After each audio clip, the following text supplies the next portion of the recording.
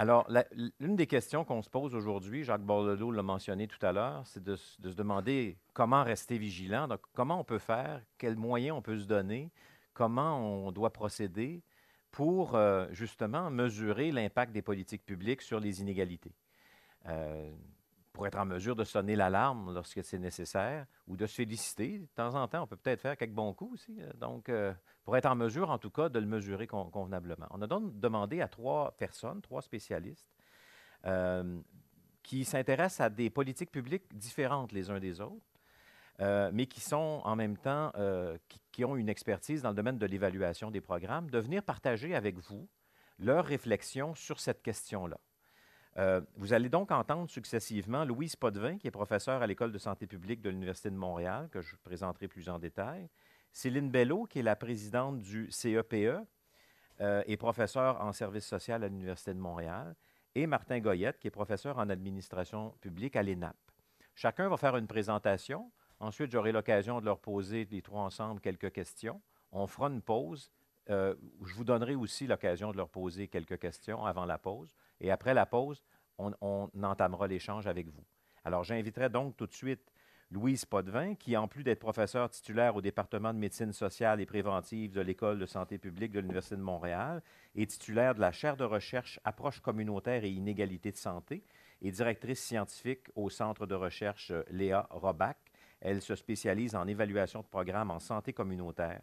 Dans le cadre de ses recherches, elle dirige entre autres un programme pour examiner la relation entre les caractéristiques des milieux de vie et les inégalités de santé et documenter la mise en œuvre et le rôle des approches communautaires pour réduire les inégalités. Madame Potvin, à vous la parole. Merci beaucoup, Michel. Tout d'abord, merci de l'invitation. Je pense que c'est un privilège de pouvoir échanger avec des gens qui ont les capacités de changer des choses. Et j'espère que ça me fait très plaisir de faire partie de ce processus-là. 3 éléments dans ma réponse, puis ça ne vous étonnera pas, je vais vous parler de santé. Je dirais que comme premier élément, il faut s'attarder à la santé et mesurer la santé dans la population, mais aussi les écarts de santé entre différents groupes dans la population. On peut examiner en effet les effets sur la santé des inégalités sociales. Depuis une trentaine d'années, on a bien étudié le phénomène et on sait que la mesure de santé dans les populations et les inégalités de santé entre les différents groupes dans la population sont une mesure sensible, un indicateur sensible, c'est-à-dire qu'il se déplace en même temps que les inégalités sociales. Toutes les sociétés sont stratifiées, ce n'est pas à vous que je vais le dire. Il existe dans toutes les sociétés une hiérarchie organisée qui fait partie de la décision politique et de l'organisation du vivre ensemble. Historiquement, on décide qui seront les gagnants et qui seront les perdants dans la vie. Et ce que l'on sait depuis une trentaine d'années, c'est que ce n'est pas une question de seuil, d'être en bas de l'échelle ou en haut de l'échelle, c'est que les effets et les impacts sur la santé de ces hiérarchies, elles se déplacent au fur et à mesure de l'échelle. Ceux qui sont tout en haut de l'échelle sont en meilleure santé que ceux qui sont directement sous eux, qui eux-mêmes sont en meilleure santé que ceux qui sont directement en dessous, et ainsi de suite jusqu'au bas de l'échelle.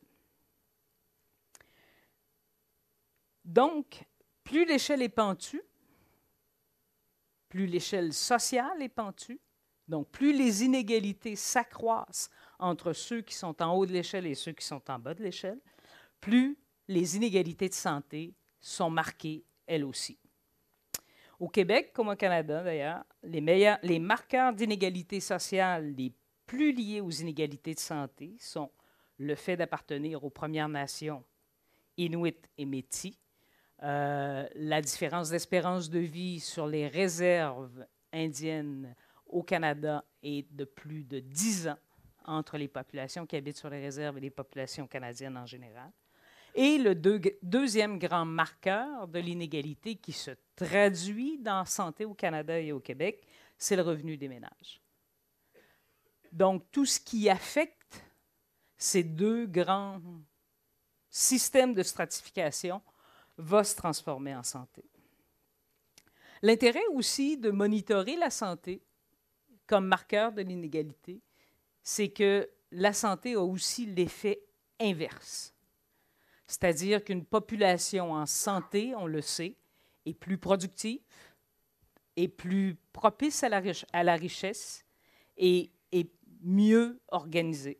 Donc, le cercle vicieux des inégalités sociales, c'est de produire des inégalités de santé qui, elles-mêmes, vont reproduire et réaccentuer les inégalités sociales.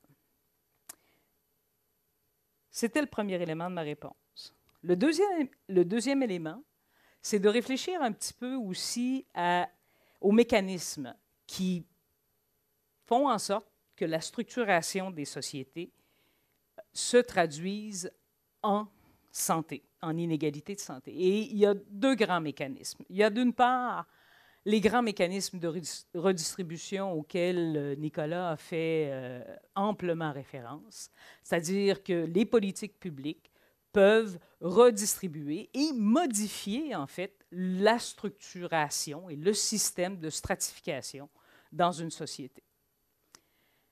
Ça, on le sait. Ce qu'on sait un petit peu moins et ce que nos travaux ont commencé à mettre en évidence de façon assez forte, c'est que les politiques publiques ont aussi un effet dans les milieux de vie, sur les modes d'accès aux ressources qui permettent aux gens de construire leur santé au quotidien. Ça aussi, on le sait depuis plusieurs années. On a fait les études, on est très solide là-dessus. La santé n'est pas produite par le système de soins. La santé se construit dans les milieux de vie, au jour le jour, avec les ressources qui y sont disponibles et accessibles. On parle bien sûr d'habitation, on parle d'accès à une nourriture suffisante et de qualité et culturellement acceptable. On parle de qualité de l'air, on parle des îlots de chaleur à Montréal, on parle d'un ensemble de ressources qui permettent aux individus, dans la vie de tous les jours, de se construire une santé.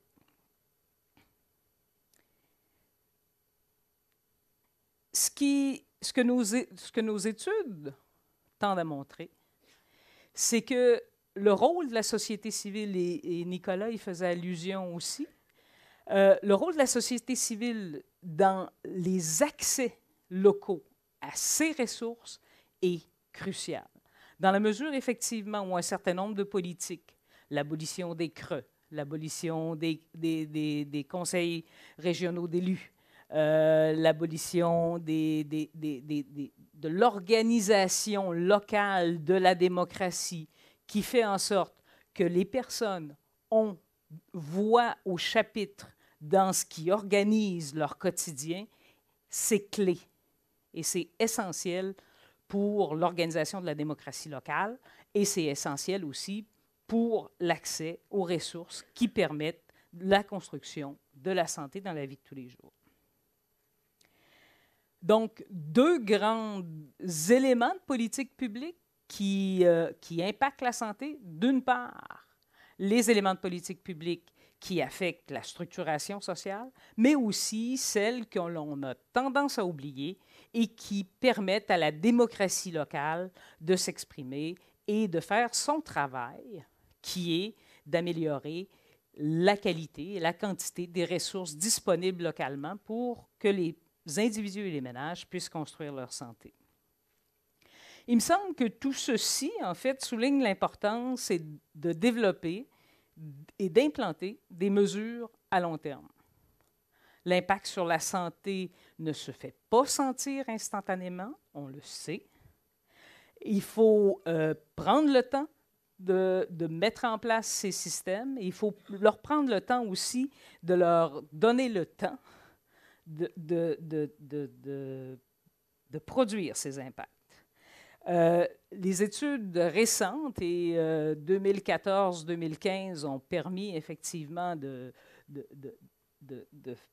prendre contact avec ces études-là, commencent à peine, en fait, à montrer comment les mesures d'austérité implantées en Grèce, en Espagne et au Portugal, à partir de 2008, ont eu des impacts sévères sur la santé de ces populations-là. On observe des impacts en santé mentale, sur les suicides, et contrairement à la légende, ce ne sont pas les gens qui perdent en bourse qui se suicident, c'est les gens qui perdent leur emploi.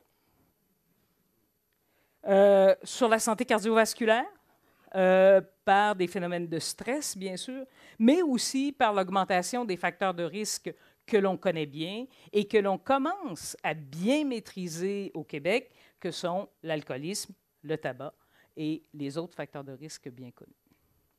Donc, un indicateur de santé me semble intéressant de mettre dans un index. On a des indicateurs de santé qui sont bien sensibles, entre autres de santé mentale, ce qui permettrait aussi de mettre un peu plus l'accent sur la santé mentale qu'on a négligée au Canada et au Québec. Ce sont des impacts qui auront lieu à plus ou moins court terme, mais aussi sur des facteurs de risque comme l'alcoolisme, le tabagisme et autres, mais sans négliger ce qui va se passer dans les communautés, au plus près des gens, au plus près des ressources, tout ce que j'appellerais la démocratie locale, et qui fait en sorte, finalement, que les gens ont un mot à dire sur les ressources qui les affectent. Merci beaucoup.